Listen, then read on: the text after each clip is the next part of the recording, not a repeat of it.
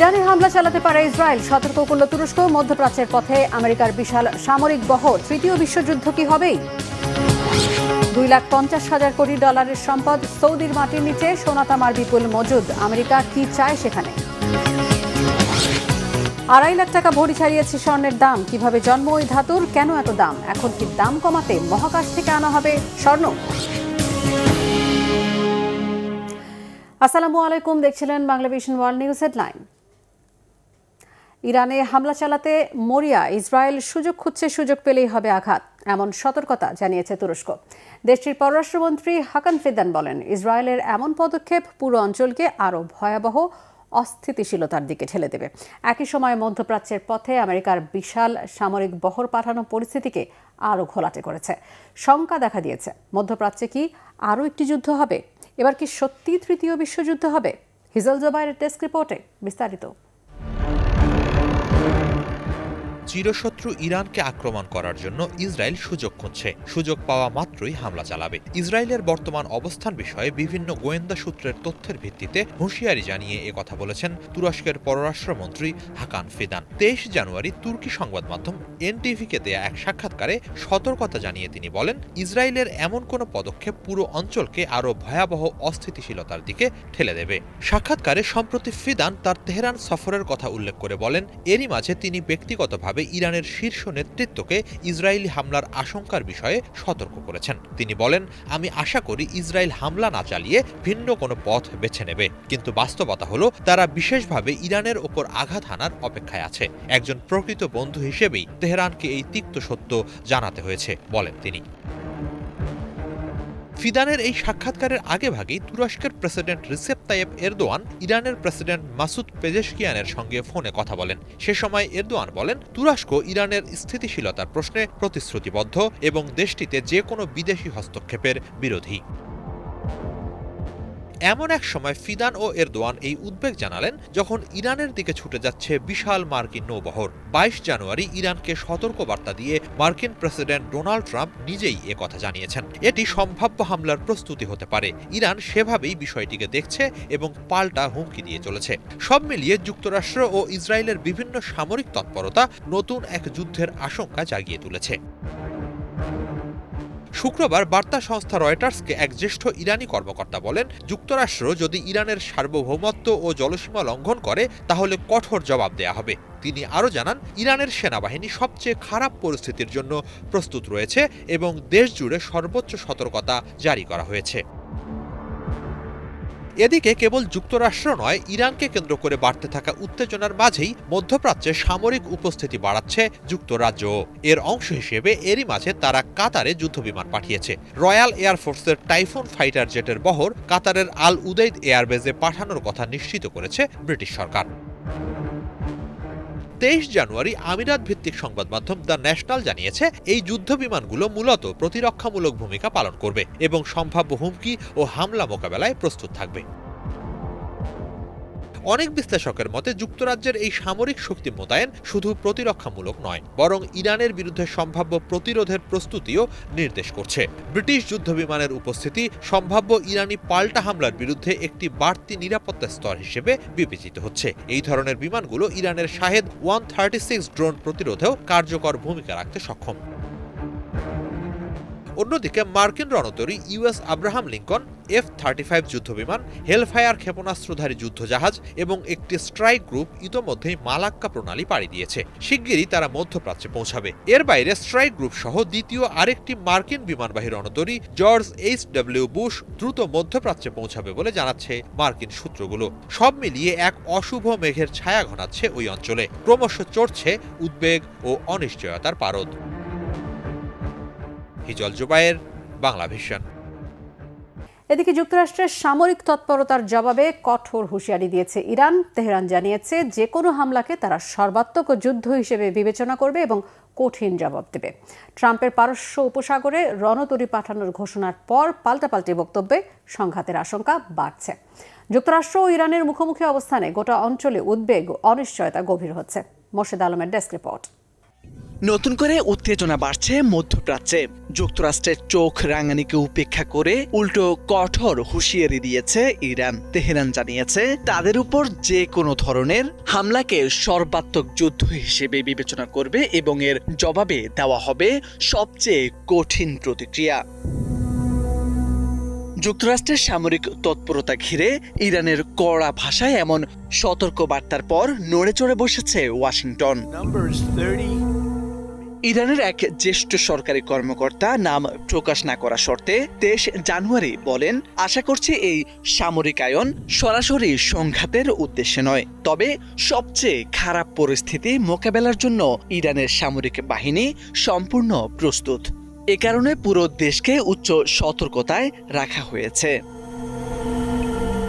ওই কর্মকর্তা আরও যোগ করেন, যুক্তরাষ্ট্র যদি কোনো হামলাকে সীমিত, সার্জিক্যাল কিংবা অন্য কোনো নামে উপস্থাপন করে, তবুও সেটিকে ইরানের উপর সর্বাত্মক যুদ্ধ হিসেবে দেখা হবে। পরিস্থিতি নিয়ন্ত্রণে ইরান সবচেয়ে কঠোর জবাব দেবে। এসব তথ্য উঠে আসে বিভিন্ন আন্তর্জাতিক গণমাধ্যমে। যদিও এই হুঁশিয়ারি আসে মার্কিন প্রেসিডেন্ট ডোনাল্ড ট্রাম্পের বক্তব্যের পর। ট্রাম্প সম্প্রতি ঘোষণা দেন মার্কিন নৌবাহিনীর একটি বিশাল রণতরী বহর পারস্য উপসাগরের দিকে অগ্রসর হচ্ছে। যদিও তিনি পরে বলেন এই বহর ব্যবহারের প্রয়োজন নাও হতে পারে। একই সঙ্গে ইরানের পারমাণবিক কর্মসূচি ও অভ্যন্তরীণ পরিস্থিতি নিয়েও আবারও হুঁশিয়ারি দেন তিনি। জবাবে তেহরানের ওই কর্মকর্তা বলেন, যুক্তরাষ্ট্র যদি ইরানের সার্বভৌমত্ব ও ভৌগোলিক অখণ্ডতা ক্ষুণ্ণ করার চেষ্টা করে, তাহলে অবশ্যই পাল্টা জবাব দেওয়া হবে। তবে কী ধরনের প্রতিক্রিয়া হতে পারে সে বিষয়ে বিস্তারিত জানাননি তিনি। অতীতেও মধ্যপ্রাচ্যে উত্তেজনা বাড়লে যুক্তরাষ্ট্র অতিরিক্ত সামরিক বাহিনী মোতায়েন করেছে, যদিও এসব পদক্ষেপ প্রায় প্রতিরক্ষামূলক বলে দাবি করছে ওয়াশিংটন। গেল বছরের জুনে ইরানের পারমাণবিক স্থাপনায় হামলার আগেও অঞ্চলটিতে মার্কিন সামরিক উপস্থিতি উল্লেখযোগ্যভাবে বাড়ানো হয়েছিল। বিশেষজ্ঞদের মতে বর্তমান পরিস্থিতি মধ্যপ্রাচ্যে নতুন করে সংঘাতের আশঙ্কা বাড়াচ্ছে। যুক্তরাষ্ট্র ও ইরানের পাল্টাপাল্টি হুঁশিয়ারিতে গোটা অঞ্চলে উদ্বেগ ও অনিশ্চয়তা আরও গভীর হচ্ছে। মোর্শেদা আলম, বাংলা ভিশন।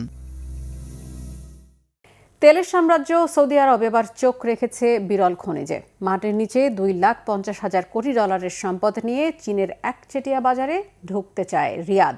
এই মুহূর্তে বিশ্বের 90% পরিশোধিত রেয়ার আর্থ নিয়ন্ত্রণ করে চীন। আগামী দশকে $11,000 কোটি বিনিয়োগ করবে এই খাতে। আমেরিকাও সাথে আছে। পেন্টাগনের সহায়তায় সৌদিতে তৈরি হবে নতুন শোধনাগার। লক্ষ্য তেলের ওপর নির্ভরতা কমিয়ে ভূ রাজনীতিতে শক্তিশালী অবস্থান তৈরি করা। হাফিজুল ইসলামের ডেস্ক রিপোর্টে বিস্তারিত। তেলের দেশ সৌদি আরব এবার নেমেছে খনিজের সাম্রাজ্য গড়তে। রিয়াদ ঘোষণা দিয়েছে $2,50,000 কোটি সম্পদ নিয়ে চীনের বিরল খনিজের একচেটিয়া বাজারে ঢুকতে চায় তারা। সৌদির মাটির নিচে সোনা, দস্তা, তামা, লিথিয়াম ছাড়াও পাওয়া গেছে গুরুত্বপূর্ণ রেয়ার আর্থ বা বিরল খনিজের বিপুল মজুদ। ইলেকট্রিক গাড়ি, কৃত্রিম বুদ্ধিমত্তা থেকে শুরু করে অত্যাধুনিক সমরাস্ত্র সবকিছু তৈরিতে দরকার হয় এই খনিজ পদার্থ। বর্তমানে বিশ্বব্যাপী বিরল খনিজের মূল চাবিকাঠি চীনের হাতে, কিন্তু আমেরিকার সাহায্য নিয়ে সেই মার্কেটে গুরুত্বপূর্ণ এক খেলোয়াড় হতে চাইছে সৌদি। আন্তর্জাতিক রাজনীতিতে প্রভাব বাড়াতেই কি দেশটি নিচ্ছে এমন পদক্ষেপ? পৃথিবীর পরিশোধিত বিরল খনিজের 90% বেশি উৎপাদন করে চীন। খনি থেকে তোলা কাঁচা খনিজেরও 60% বেশি নিয়ন্ত্রণ তাদের হাতে, এমন তথ্য জানিয়েছে আন্তর্জাতিক জ্বালানি সংস্থা। আমেরিকার একটি সংস্থার নির্বাহী পরিচালকের দাবি, কয়েক দশক ধরে রেয়ার আর্থ খাতে পরিকল্পিত বিনিয়োগ, সরকারি সহায়তা এবং বেসরকারি খাতের ওয়ার্কফোর্স সব মিলিয়ে যুক্তরাষ্ট্রের চাইতে অন্তত 1 আলোকবর্ষ সমান দূরত্বে এগিয়ে গেছে চীন। এমন পরিস্থিতিতে বিরল খনিজের মার্কেটে সৌদি নেমেছে মূলত দুটি লক্ষ্য নিয়ে। প্রথমত, তেলের উপর থেকে নির্ভরতা কমিয়ে দেশীয় অর্থনীতিকে বহুমুখী করা। দ্বিতীয়ত, বৈশ্বিক ভূ রাজনীতিতে অবস্থান শক্তিশালী করা। খনি খুঁড়ে বিরল খনিজ বের করেই সন্তুষ্ট হতে চায় না সৌদি আরব, বরং দেশটি হতে চায় পুরো সাপ্লাই চেইনের কেন্দ্র। 2021 সাল থেকে 2025 সালের মধ্যে মাটির নিচের খনিজ অনুসন্ধানে প্রায় 600 গুণ বাজেট বাড়িয়েছে সৌদি। দ্রুত বাড়িয়েছে নতুন খনির লাইসেন্স দেওয়ার কার্যক্রম। একই সঙ্গে কর হার কমানো ও আমলাতান্ত্রিক জটিলতা কাটছাঁটে মনোযোগ দিয়েছে সরকার। রিয়াদে অনুষ্ঠিত ফিউচার মিনারেলস ফোরামে সৌদির সরকারি খনিজ কোম্পানি মাদেন ঘোষণা দিয়েছে আগামী 1 দশকে এই খাতে $11,000 কোটি বিনিয়োগ করবে তারা। এসব পরিকল্পনা সৌদির ঘনিষ্ঠ মিত্র আমেরিকার জন্য তৈরি করবে নতুন সুযোগ। 2025 সাল থেকে ভারী বিরল খনিজ রপ্তানিতে কড়া নিয়ন্ত্রণ আরোপ করেছে চীন। সামরিক সরঞ্জাম বানাতে দরকারি এমন খনিজ বেচাকেনায় আগের চাইতে জোরালো হয়েছে সরকারি নজরদারি। এর আগে নিজেদের বিরল খনিজ পরিশোধনের জন্য চীনে পাঠাতো আমেরিকা, কিন্তু বেইজিংয়ের কড়াকড়ির কারণে ওয়াশিংটনের জন্য কঠিন হয়ে উঠেছে পরিস্থিতি। সেক্ষেত্রে এই খাতে সৌদির সক্ষমতা বাড়লে সেটা যুক্তরাষ্ট্রের জন্যও লাভজনক হবে। সৌদির ভিশন 2030 পরিকল্পনায় খনিজ শিল্পকে চিহ্নিত করা হয়েছে মূল স্তম্ভ হিসেবে। বিশেষজ্ঞরা বলছেন আগামীতে সৌদি হতে পারে আফ্রিকা ও অন্যান্য দেশ থেকে আনা কাঁচা খনিজ পরিশোধনের আঞ্চলিক কেন্দ্র। যে কোনো ধরনের খনিজ ও এই খাতে বাণিজ্য একটি দীর্ঘমেয়াদী খেলা। একটি প্রসেসিং ফ্যাক্টরি তৈরি করতেই লেগে যায় 3 থেকে 5 বছর।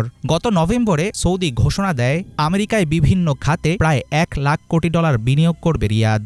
এর বিনিময়ের একটি অংশ হিসেবে আমেরিকান কোম্পানি এমপি ম্যাটেরিয়ালস, মার্কিন প্রতিরক্ষা বিভাগ যৌথভাবে সৌদির মাটিতে তৈরি করবে নতুন শোধনাগার। নির্ভরযোগ্য জ্বালানি সরবরাহ এবং রাষ্ট্রায়ত্ত প্রতিষ্ঠান আরামকোর দক্ষতাই হবে রিয়াদের সবচেয়ে বড় পুঁজি। সেক্ষেত্রে মার্কিন সহায়তায় সৌদি কি পারবে চীনের বাজারে নিজের জায়গা করে নিতে? হাফিজুল ইসলাম, বাংলা ভিশন। পাকিস্তানের খাইবার পাখতুনখোয়া প্রদেশের একটি বিয়ে বাড়িতে বোমা বিস্ফোরণে অন্তত 5 জন নিহত হয়েছে, আহত হয়েছে আরও 10 জন। শুক্রবার রাতে ডেরা ইসমাইল খান শহরের কুরেশি মোড় এলাকার একটি বাড়িতে এই বিস্ফোরণ ঘটে। ডেরা ইসমাইল খান পুলিশ জানায় শান্তি কমিটির প্রধান নূর আলম মেহসুদের বাড়িতে একটি বিয়ের অনুষ্ঠানে পূর্ব পরিকল্পনা অনুযায়ী হামলা চালানো হয়েছে। পুলিশ আরও জানিয়েছে এটি একটি আত্মঘাতী বোমা হামলা। এতে নিহতদের মধ্যে শান্তি কমিটির এক নেতাও রয়েছেন। হামলাকারীরা বিস্ফোরণ ঘটানোর সময় বিয়ে বাড়িতে নাচ করছিলেন বলে জানা গেছে। বিস্ফোরণের খবর পাওয়ার সাথে সাথে 7টি অ্যাম্বুলেন্স, একটি ফায়ার ব্রিগেড ও উদ্ধারকারী দল ঘটনাস্থলে পৌঁছে। বিস্ফোরণে বাড়ির ছাদ ভেঙে পড়ায় উদ্ধার কাজ ব্যাহত হচ্ছে। ধ্বংসস্তূপের নিচে আটকে পড়াদের কাছে পৌঁছানো কঠিন হয়ে পড়েছে। এখন পর্যন্ত কোনো গোষ্ঠী এই হামলার দায় স্বীকার করেনি। বিস্ফোরণে নিহতদের পরিবারের প্রতি শোক জানিয়েছেন খাইবার পাখতুনখোয়া প্রদেশের মুখ্যমন্ত্রী সোহেল আফ্রিদি। এ ঘটনায় দোষীদের বিচারের আওতায় আনার আশ্বাস দিয়েছেন তিনি। অভিবাসন বিরোধী অভিযানের নামে মার্কিন সংস্থা ইমিগ্রেশন অ্যান্ড এনফোর্সমেন্ট আইসিই সংস্থার বিরুদ্ধে বল প্রয়োগের অভিযোগ উঠেছে বারবার। গুলি চালানোয় প্রাণহানির ঘটনাও আছে, কিন্তু এসব ঘটনায় আইসিই সদস্যদের কাউকেই বিচারের মুখোমুখি হতে হয়নি। বলা যায় বিচার বহির্ভূত হত্যাকাণ্ডের জন্য অভিযুক্ত হলেও এই সংস্থাটি বা এর সদস্যদের আইনের মুখোমুখি দাঁড় করানো হয়নি কখনোই। সঞ্জিদা ইসলাম তন্নির ডেস্ক রিপোর্ট। বাইরে কনকনে ঠান্ডা, হালকা তুলার মতো বরফও পড়ছে। এমন পরিবেশে বাড়ি থেকে টানতে টানতে বের করে আনা হচ্ছে বয়সের ভারে নুয়ে পড়া এক ব্যক্তিকে, যার পরনে অন্তর্বাসের ওপরে একটি চাদর জড়ানো। তীব্র ঠান্ডায় গরম কাপড় পরারও সময় দেওয়া হয়নি তাকে। ঘটনাটি ঘটেছে যুক্তরাষ্ট্রের মিনেসোটা অঙ্গরাজ্যের রাজধানী সেন্ট পলে। এমন অমানবিক দৃশ্য দেখে আশেপাশের মানুষ প্রতিবাদ জানালেও কোনো ভ্রুক্ষেপ ছাড়াই ওই বৃদ্ধকে নিয়ে চলে যায় আমেরিকার ইমিগ্রেশন অ্যান্ড এনফোর্সমেন্ট এজেন্ট আইসিই এর সদস্যরা। বলতে গেলে এটি তেমন কিছুই নয়। অভিবাসন বিরোধী অভিযানের নামে প্রকাশ্যে গুলি চালানো আইসিই সদস্যদের জন্য সাধারণ বিষয়। পরিসংখ্যান বলছে গুলি করে কাউকে হত্যার ঘটনায় আইসিইকে কখনো বিচারের মুখোমুখিও হতে হয়নি। কিন্তু কি এমন ক্ষমতার বলে বিচার বিভাগকে এড়িয়ে চলেন মার্কিন ইমিগ্রেশন অ্যান্ড এনফোর্সমেন্ট সদস্যরা? মার্কিন সংবাদ মাধ্যম দ্য ট্রেসের মতে আইসিই এর সদস্যরা চলতি বছরের প্রথমে এবং গত বছর মিলিয়ে অন্তত 12 জনকে গুলি করেছেন। 2015 থেকে 2021 সালের মধ্যে হত্যা করেছে অন্তত 23 জনকে। আহত এর চেয়ে বেশি। গুলি চালানোর এই ঘটনাগুলোর কোনোটাতেই আইসিই এজেন্টদের বিরুদ্ধে অভিযোগ গঠন করা হয়নি, এমনকি মৃত্যুর ঘটনা ঘটলেও নয়। সংরক্ষিত আইন প্রয়োগকারী সংস্থার বল প্রয়োগ এবং অস্ত্র ব্যবহারের প্রশিক্ষণ সংক্রান্ত নথিপত্র বা নীতিগুলো কখনোই জনগণের কাছে প্রকাশ করা হয় না। এজেন্টরা মাঠে কিভাবে কাজ করেন তার বেশিরভাগই অজানা। 2016 সালের এক প্রশিক্ষণের তথ্য অনুযায়ী আইসিই কর্মকর্তাদের কেবল সহিংসতার ক্ষেত্রেই নয়, বরং সহিংসতার আশঙ্কার ক্ষেত্রেও বল প্রয়োগের অনুমতি দেওয়া হয়েছে। সব আইনেই ন্যূনতম বল প্রয়োগের কথা থাকলেও আইসিইর ক্ষেত্রে বিষয়টি উল্টো। কর্মকর্তারা পরিস্থিতি বুঝে সরাসরি গুলি চালানোর মতো কঠোর পদক্ষেপ নিতে পারেন। এমনকি গুলি চালানোর আগে সতর্ক করার ধারও ধারেন না তারা। 2023 সালে জো বাইডেন প্রশাসনের আদেশে এই বল প্রয়োগ নীতি সংশোধন করে তাদের প্রশিক্ষণের আওতায় আনা হলেও তা কাগজেই রয়ে গেছে। মার্কিন সংবিধানের ৪র্থ সংশোধনীতে সার্চ ওয়ারেন্ট ছাড়াই কোনো ব্যক্তি বা বাড়িতে তল্লাশি চালানোর অনুমতি দেয়। আইসিই এজেন্টরা বিশেষ আইনি সুরক্ষার সুযোগ ভোগ করেন, যার ফলে আদালতে তাদের জবাবদিহি করানো অত্যন্ত কঠিন। আইসিই তাদের নিয়মগুলো গোপন রাখে, যা বিশেষজ্ঞদের মতে তদন্ত এড়ানোর একটি কৌশল। এজেন্টরা আসলে নিয়ম মানছেন কিনা তা জানারও কোনো সুযোগ নেই। প্রচলিত এ পন্থাকে সমর্থন করেন মার্কিন ভাইস প্রেসিডেন্ট জেডি ভ্যান্স এবং হোমল্যান্ড সিকিউরিটি প্রধান।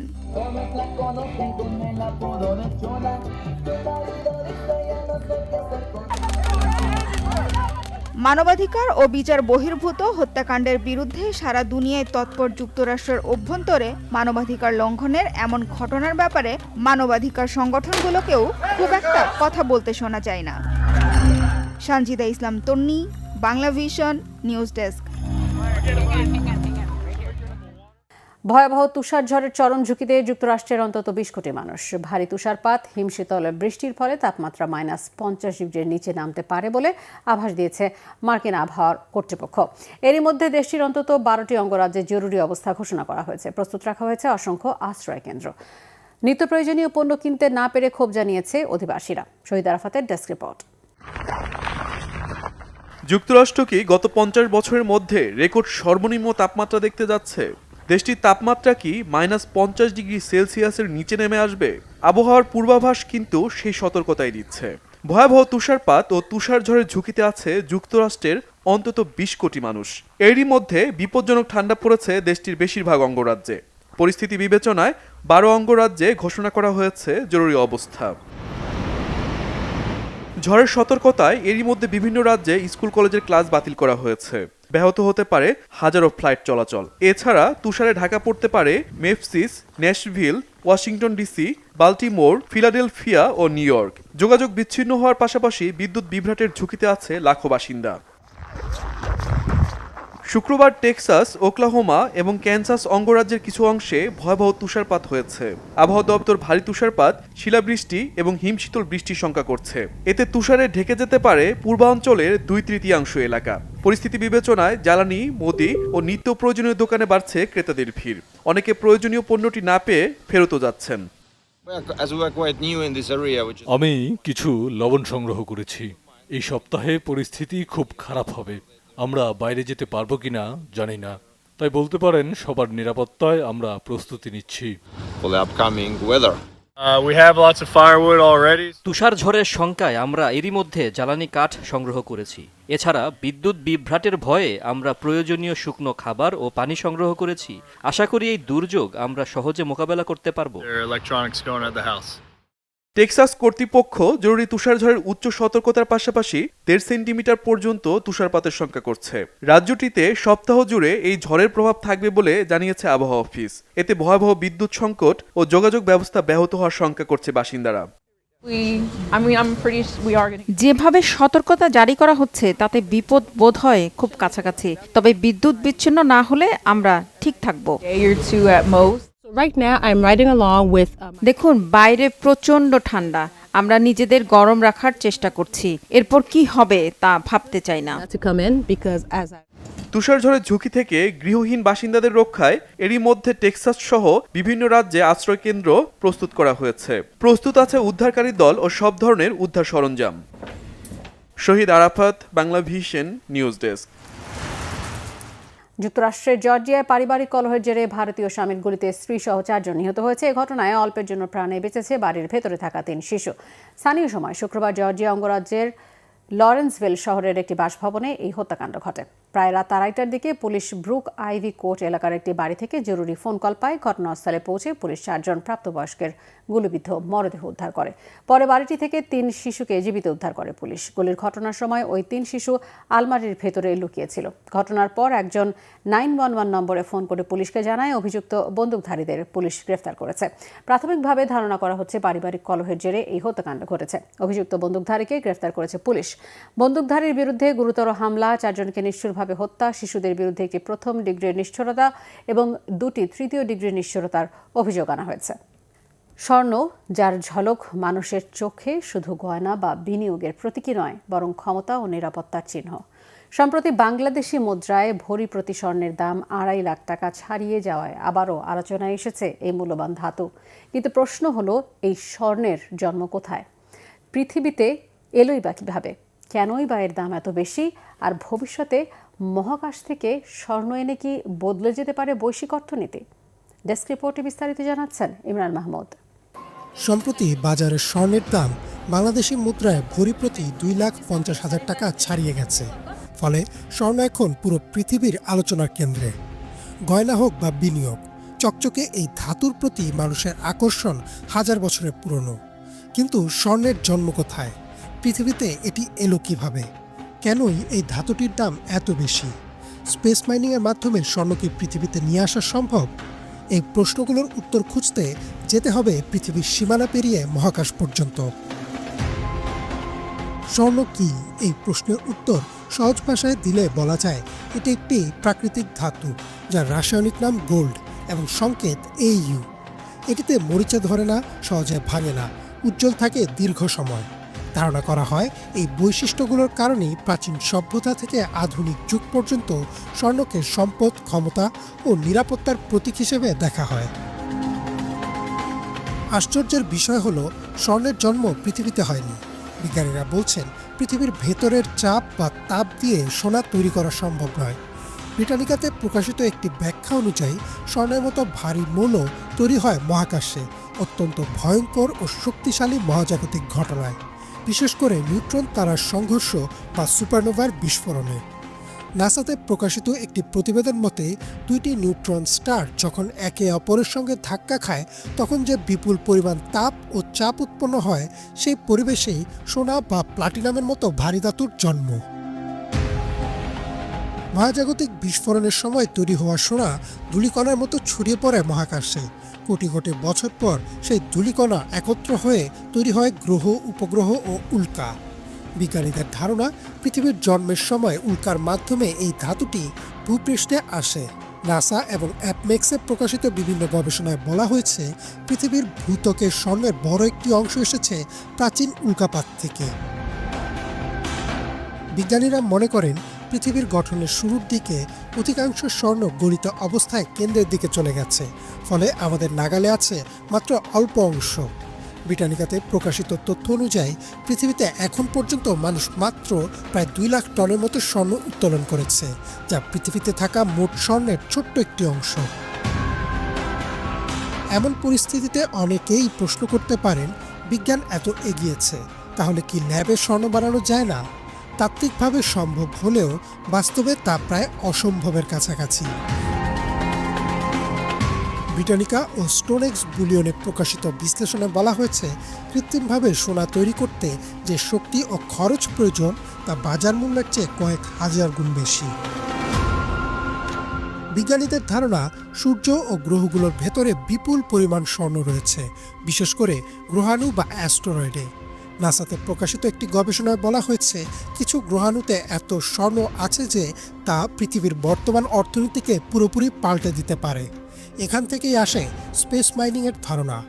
ভবিষ্যতে মানুষ যদি গ্রহাণু থেকে সোনা তুলতে পারে, তাহলে সম্পদের সংজ্ঞায় বদলে যেতে পারে। তবে প্রযুক্তি, খরচ ও আইনগত জটিলতার কারণে এটি এখনও ভবিষ্যতের গল্প। সবশেষে বলা যায়, স্বর্ণ শুধু একটি ধাতু নয়, এটি মহাকাশের ইতিহাস বয়ে আনা এক অনন্য উপহার। কোটি কোটি বছর আগে তারার মৃত্যুর মধ্য দিয়ে জন্ম নেয়া এই ধাতু আজ মানুষের হাতে অলংকার, বিনিয়োগ ও নিরাপত্তার প্রতীক। বাজারে দাম বাড়ুক বা কমুক, এই ধাতুটির প্রতি মানুষের আকর্ষণ হয়তো কখনোই ফুরাবে না। ইমরান মাহমুদ, বাংলাভিশন। মহাকাশ প্রযুক্তিতে যুগান্তকারী এক আবিষ্কার, এমন এক মহাকাশযান যা চলার পথে নিজের কাঠামোকেই জ্বালানি হিসেবে ব্যবহার করবে। এতে কম খরচে দূর মহাকাশে পৌঁছানো এবং নতুন ধরনের কক্ষপথে যাত্রা সম্ভব হবে বলে দাবি বিজ্ঞানীদের। সেলফ ফিটিং স্পেসক্রাফট নামের এই প্রযুক্তি ভবিষ্যতে মহাকাশ অভিযানে নতুন দিগন্ত খুলে দিতে পারে। নিজেকে খেয়ে এগোবে মহাকাশযান, বাস্তব হচ্ছে কল্পবিজ্ঞান। মোর্শেদ আলমের আরও একটি ডেস্ক রিপোর্ট। মহাকাশ প্রযুক্তি দুনিয়ায় নতুন আবিষ্কার। মহাকাশযানও খাদ্য গ্রহণ করবে, তবে কোনো জ্বালানি বা মানব খাদ্য নয়, বরং নিজেকে নিজেই খেয়ে ফেলবে। অবিশ্বাস্য মনে হলেও এমনই যুগান্তকারী এক ধারণা সামনে এনেছেন বিজ্ঞানীরা, যা খরচ কমিয়ে বদলে দিতে পারে মহাকাশ জগতের উদ্ভাবনকে। বিজ্ঞানীদের দাবি, মহাকাশযান চলার পথে নিজের শরীর নিজে জ্বালানি হিসেবে ধীরে ধীরে খেয়ে ফেলবে, যার লক্ষ্য মহাকাশযানের ওজন কমানো। ফলে একই সঙ্গে বেশি পেলোড বহন করা কিংবা আরও দূরবর্তী কক্ষপথে পৌঁছানো সম্ভব হবে। উদ্ভাবকদের মতে এই প্রযুক্তি ভবিষ্যতে স্বল্প ব্যয়ে মহাকাশ অভিযানে নতুন ধরনের তথাকথিত এক্সোটিক কক্ষপথে পৌঁছানোর সুযোগ তৈরি করতে পারে। উদ্ভাবকরা জানান, এই ট্যাঙ্কটি নাইলন 6 নামের বিশেষ ধরনের পলিমার দিয়ে তৈরি। সহজ একটি প্রতিক্রিয়ায় বানানো ট্যাঙ্কের আকার ছোট হলে ভেতরে চাপ বাড়ে। সেই চাপ হাইড্রোজেন পার অক্সাইডকে সুপার হিটিং প্রক্রিয়ার মাধ্যমে নাইলন ট্যাঙ্কের সংস্পর্শে নিয়ে আসে। তখন রাসায়নিক বিক্রিয়ার মাধ্যমে দহন ঘটে এবং সেখান থেকেই তৈরি হয় মহাকাশযানের গতিশক্তি। উদ্ভাবকরা এই প্রযুক্তির নাম দিয়েছেন সেলফ হিটিং স্পেসক্রাফট বা নিজেকে খেয়ে ফেলা মহাকাশযান নামে। একে ইকোনমিক্যাল ট্রান্সফার ভেহিকল নামেও অভিহিত করা হয়েছে, কারণ এটি তুলনামূলকভাবে অত্যন্ত কম খরচে তৈরি করা সম্ভব। বাণিজ্যিক রাইড শেয়ারিং রকেটের মাধ্যমে মহাকাশে পাঠানো হবে নতুন ধরনের এই এয়ারক্রাফট। এরপর পৃথিবীর নিম্ন কক্ষপথ বা সূর্য সমলয় কক্ষপথ থেকে নিজস্ব শক্তিতে এমন কক্ষপথে পৌঁছাবে, যা এতদিন অনেক স্টার্টআপ বা গবেষণা প্রকল্পের নাগালের বাইরে ছিল বলে জানান মেরিডিয়ান স্পেস কমান্ডের প্রতিষ্ঠাতা ডক্টর স্যাম রিচার্ডস। বিশ্ববিদ্যালয়, স্টার্টআপ বা মহাকাশ সংস্থাগুলোর জন্য বহু বৈজ্ঞানিক মিশন অত্যন্ত ব্যয়বহুল হয়ে পড়ে, ফলে তারা অনেক পরিকল্পনায় বাস্তবায়ন করতে পারে না। এজন্য আমরা দীর্ঘদিন ধরে গবেষণা করে এই প্রযুক্তি আবিষ্কার করেছি। মহাকাশ যানটির ট্যাঙ্ক তৈরি করা হয়েছে পলিমার নাইলন 6 দিয়ে। হাইড্রোজেন পার অক্সাইডকে সুপার হিটিং এর মাধ্যমে নাইলন ট্যাঙ্কের সংস্পর্শে এনে রাসায়নিক দহন ঘটায়, আর সেখান থেকে তৈরি হয় থ্রাস্ট। এটি খুবই কার্যকর হতে পারে, কারণ যখন থ্রাস্ট তৈরি হয় ট্যাঙ্কের দৈর্ঘ্য ক্রমাগত ছোট হতে থাকে, শেষ পর্যন্ত একটি ছোট অংশ ছাড়া আর কিছুই থাকে না। এর মানে হলো প্রচলিত মহাকাশযানের মতো শেষ পর্যন্ত কোনো খালি ট্যাঙ্ক পড়ে থাকে না। ফ্রান্সের তুলুজ ভিত্তিক স্টার্টআপ আলফা ইম্পালসন এই প্রকল্পের অংশীদার। প্রতিষ্ঠানটির দাবি, তাদের উদ্ভাবিত প্রপালশন সিস্টেম শুধু কম খরচে গভীর মহাকাশে যাওয়ার সুযোগই তৈরি করবে না, বরং মহাকাশে কম বর্জ্য তৈরি করে পরিবেশ বান্ধব প্রযুক্তির পথ খুলবে। ইটিভির প্রথম দিকের গ্রাহকদের মধ্যে রয়েছে ভারতের স্পেস কিডস, যারা চাঁদের কক্ষপথে পৌঁছানো এবং নিয়ন্ত্রিতভাবে অবতরণের চেষ্টা করেছে। এছাড়াও যুক্তরাজ্যের ELFEN নামের একটি বৈজ্ঞানিক মিশন পৃথিবীর চুম্বক ক্ষেত্রের সৌরবায়ুর প্রভাব নিয়ে গবেষণার জন্য ভূস্থির উপগ্রহের অনেক বাইরে কক্ষপথে কাজ করবে।